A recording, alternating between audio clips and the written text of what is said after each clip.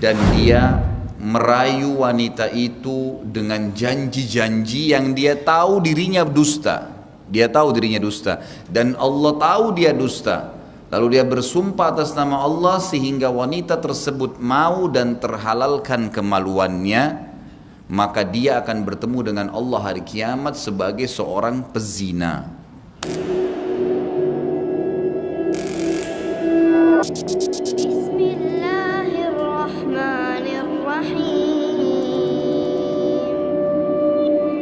Niat yang baik akan diberikan pahala oleh Allah Subhanahu wa taala. Niat yang buruk akan diberikan ganjaran hukuman oleh Allah Subhanahu wa taala.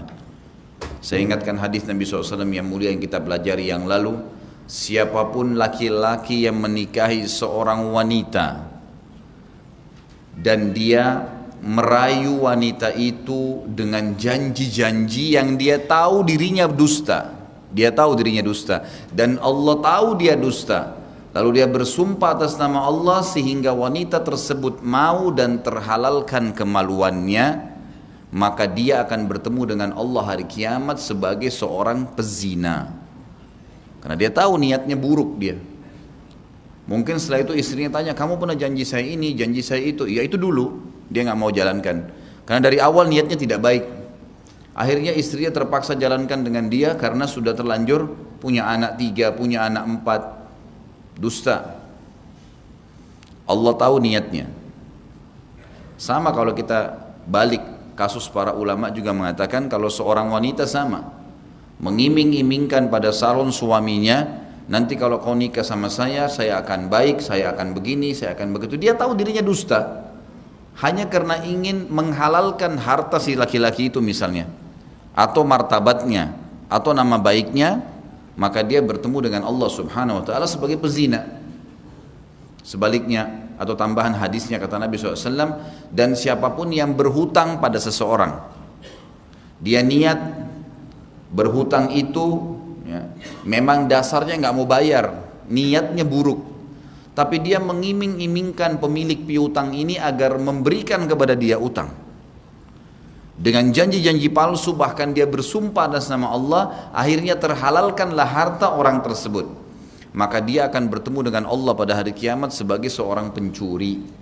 Artinya akan dihukum masuk neraka pencuri, dipotong tangannya, dibakar.